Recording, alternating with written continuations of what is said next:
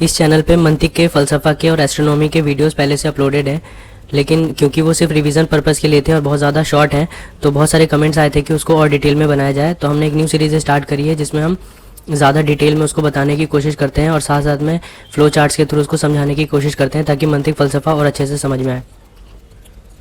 तो अभी हमने एक प्लेलिस्ट तैयार करी है न्यू वीडियोस और ओल्ड वीडियोस को कंबाइन करके सीक्वेंस वाइज, यानी तीनों चीज़ उसमें होगी, मंतिक, फ़लसफ़ा और एस्ट्रोनॉमी भी होगी, और न्यू वीडियोस और ओल्ड वीडियोस को हमने उसमें कंबाइन कर रखा है और बिल्कुल सीक्वेंस वाइज उसमें हमने डाल रखा है। जैसे जैसे न्यू वीडियोस जो अपलोड होते जाएंगे तो वो जो प्लेलिस्ट है और ज़्यादा मॉडिफाई होती जाएगी, उसका लिंक आपको डिस्क्रिप्शन में मिल जाएगा। इसके अलावा हमने उमूर तबैया पे भी वीडियो डालना स्टार्ट किया है, अखलाक से स्टार्ट किया है, तो आप उसके सजेशंस और जिस टॉपिक पर आप वीडियो चाहते हैं उसको आप कमेंट सेक्शन में बता सकते हैं। तो अब हम टॉपिक को स्टार्ट करते हैं जो है इल्म हिकमत या फिर फ़लसफ़ा। इसको अगर हम इंग्लिश में देखना चाहें तो इसको हम बोलते हैं फ़िलोसफ़ी। फ़लसफ़ा, इल्म हिकमत या फिर फ़िलोसफ़ी भी बोल सकते हैं। इसकी डेफिनेशन है जहाँ तक इंसानी अकल की पहुँच है उस हद तक दुनिया में पाई जाने वाली तमाम जानदार और बेजान चीज़ों के सही हालात को जानना और पहचानना, इसी को हम क्या बोलते हैं, इल्म हिकमत बोलते हैं। यानी सबसे पहले तो हमें ये ध्यान में रखना है कि जो हमारी इंसानी अकल की पहुँच है वहाँ तक नॉलेज हासिल करेंगे। तो हम ये जानते हैं कि जो हमारी बॉडी है, जो हमारा ब्रेन है, वो लिमिटेड होता है, वो इनफाइनाइट नॉलेज को नहीं ले सकता। जैसे जैसे हम नॉलेज को हासिल करते चले जाते हैं हमें पता चलता है कि जितनी भी नॉलेज है वो कम है। तो इस बेसिस पर हमारा जो ब्रेन है वो उतना ही नॉलेज हासिल कर सकता है जितनी उसकी लिमिट होगी। उसके अलावा हम इसमें क्या पढ़ते हैं, जानदार और बेजान यानी लिविंग एंड नॉन लिविंग के बारे में पढ़ते हैं। चाहे वो लिविंग हो या फिर नॉन लिविंग हो, इनके बारे में, इनके हालात को जानते हैं, इनको पहचानते हैं। तो लिविंग या नॉन लिविंग की जो भी नॉलेज होगी, जहाँ तक हमारा जो ब्रेन है वो ग्रैस्प कर पाए, उसको हम इल्म हिकमत कहते हैं। अब जो इल्म हिकमत है उसको हम दो पार्ट्स में डिवाइड करेंगे। पहले को हम हिकमत अमली कहते हैं और दूसरे को हिकमत नज़री कहते हैं। तो इसको हम डिफ़ाइन करते हैं कि ऐसी चीज़ों के सही हालात को जानना जिनके करने या ना करने में इंसानी ताकत और इरादा का दखल हो, यानी जिसमें इंसानी ताकत और इरादा का दखल हो। ये हमारे लिए पॉइंट हो जाता है कि ऐसी चीज़ों का हम अगर इल्म हासिल करते हैं, ऐसी चीज़ों का हम नॉलेज लेते हैं जिसमें इंसानी ताकत और इरादा का क्या होगा, दखल होगा, यानी जो ह्यूमन्स होंगे उनका इंटरफेरेंस इसमें देखने को मिलने वाला है। तो जब हम हिकमत अमली पढ़े होंगे तो ह्यूमंस का इसमें इंटरफेरेंस होगा, ह्यूमंस इस नॉलेज को हासिल करने में इनका बहुत बड़ा रोल होगा, यानी ह्यूमंस इसमें लगे हुए होंगे। तो इंसाफ की तारीफ, जैसे जुल्म की बुराई। तो जस्टिस क्या होती है, जुल्म क्या होती है, इसकी डेफिनेशन जो है वो कौन देता है, वो इंसान देते हैं। तो ये डेफिनेशन देंगे और उसके थ्रू लॉज बनेंगे और क्या क्या उस लॉ, अगर कोई उस लॉ को तोड़ता है तो उसको क्या पनिशमेंट मिलनी चाहिए, ये सब चीज़ें हम क्या है, इंसान जो है वो तय करता है। तो ये सारी पूरी, जैसे लॉ की हम देखते हैं कि लॉ की पूरी बुक्स बनती हैं, उसमें हम देखते हैं कि थोड़े थोड़े टाइम पे जैसे जैसे आगे बढ़ते हैं हम, तो हम देखते हैं उसमें बहुत सारे मॉडिफिकेशंस होते चले जाते हैं। अब दूसरी नॉलेज जो है उसको हम हिकमत नज़री कहते हैं।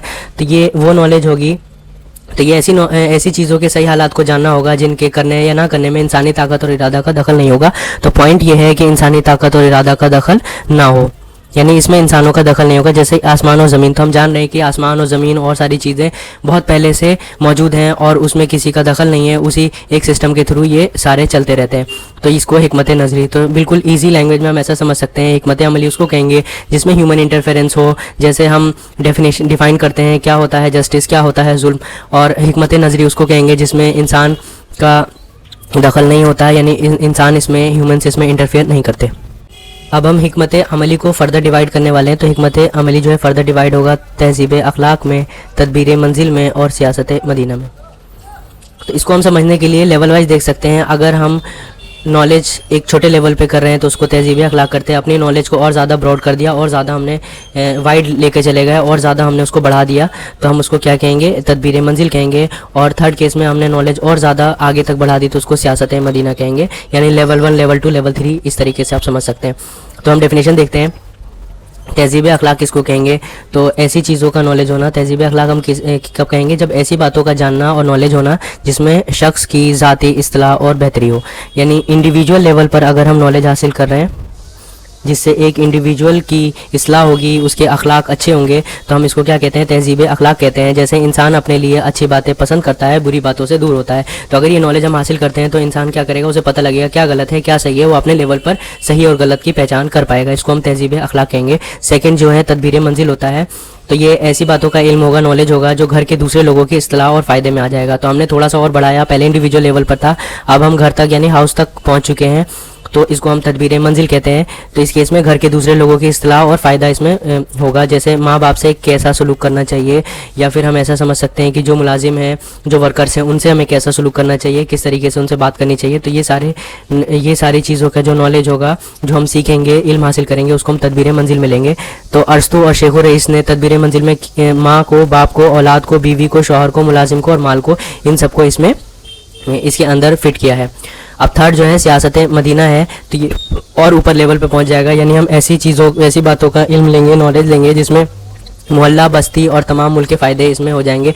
जैसे पड़ोसियों से, बस्ती वालों के हुकूक क्या होते हैं, उनसे हमें किस तरीके से उनको हुकूक, जो भी इनके हुकूक हैं, उनको हम किस तरीके से उन तक प्रोवाइड करने वाले हैं, और चीज़ें, अच्छी अच्छी चीज़ें जिसके थ्रू पूरे मुल्क की अच्छाई हो, पूरा मुल्क आगे बढ़े, तो वो सारे सियासत मदीना में आ जाएगा। अब हिकमत अमली को समझ लिया और इसके पार्ट्स हमने देख लिया, अब हिकमत नज़री देख लेते हैं और इसके हम पार्ट्स देखेंगे। उससे पहले एक कॉन्सेप्ट जो हम पहले से जानते हैं उसको थोड़ा रिवाइज़ करते हैं ताकि हमें इसको और समझने में आसानी हो। तो एक चीज़ होता है जिसको हम कहते हैं मादा। मादा को हम इंग्लिश में मैटर बोल सकते हैं। तो एक मैटर की डेफिनेशन जो हम बचपन से पढ़ते हुए आते हैं वो क्या होती है, that occupies space and has मास। तो ये एक स्पेस को ऑक्यूपाई करेगा और मास होता है, जैसा हम बचपन से सॉलिड, लिक्विड और गैस के बारे में पढ़ते हुए आ रहे हैं। और एक और कॉन्सेप्ट हम यहाँ पे देखते हैं जो हमें पहले से पता है कि डायमेंशंस के हिसाब से 2D, 3D और 1D भी होता है। तो 3D का मतलब 3 डायमेंशन, 2D का मतलब 2 डायमेंशन और 1D का मतलब 1 डायमेंशन। तो जब हम 3D की बात करें होंगे तो यहाँ पर लेंथ, ब्रेथ और हाइट तीनों डायमेंशंस आने वाले हैं। जैसे क्यूब होता है, इसमें लेंथ, ब्रेथ और हाइट तीनों होगा। जब हम 2D की बात करेंगे तो सिर्फ लेंथ और ब्रेथ होने वाला है, और 1D की बात करेंगे तो सिर्फ एक लाइन यानी लेंथ होने वाली है। तो इससे हमें ये समझ में आता है कि जब भी हम कोई 3D चीज़ बनाना चाहेंगे तो हमारे लिए उसमें मैटर की ज़रूरत होगी जिससे वो भरेगा। तो लेंथ, ब्रेथ और हाइट तीनों से देनी पड़ेगी। 2D में सिर्फ लेंथ और ब्रेथ देनी होगी, और जब 1D की बात करेंगे तो सिर्फ लेंथ देकर हमारा काम हो जाएगा, जैसे एक लाइन होती है। तो अब ये कॉन्सेप्ट को समझने के बाद से हम उसको समझने की कोशिश करते हैं, हो सकता है आपको और अच्छे से समझ में आ जाए वो।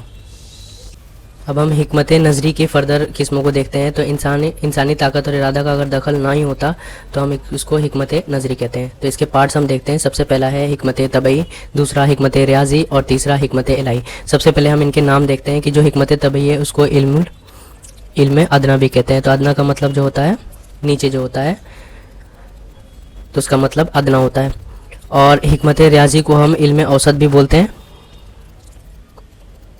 और इसको हिकमत तालीमी भी बोलते हैं।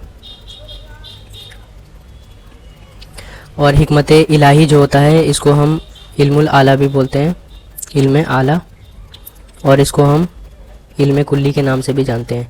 तो ये इनके नाम हो गए जो हमें याद करने हैं। अब इनका हम कॉन्सेप्ट देखते हैं। तो सबसे पहले हम हिकमत तबई के बारे में पढ़ते हैं। तो अभी मादा का भी कॉन्सेप्ट हमने देखा किस तरीके का होता है। तो मादा जो यूनानी के कॉन्सेप्ट में, मंतिक में है, वो इस तरीके का है कि मादा के बगैर ना पाई जा सके, ना जहन के बाहर और ना जहन के अंदर। तो सबसे पहले हमें एक डेमार्केशन करनी है जहन के बाहर और जहन के अंदर। तो जैसे हम जानते हैं कि जो ताजमहल होता है वो हमारे जहन के बाहर मौजूद है, तो उसको हम कहेंगे जहन के बाहर। और वही ताजमहल एक बार जाके हमने देख लिया, हमारी पिक्चर हमारे ब्रेन में छपी हुई है, उसको हम क्या कहते हैं, यानी जहन के अंदर होती है वो। तो एक जहन के बाहर होगा जो पूरा स्ट्रक्चर मौजूद होगा, और एक जहन के अंदर होगा। तो फर्स्ट होता है हिकमत तबई, जिसमें क्या होगा, मादा के बगैर ना तो ये जहन के बाहर पाई जा सकेंगी और ना जहन के अंदर।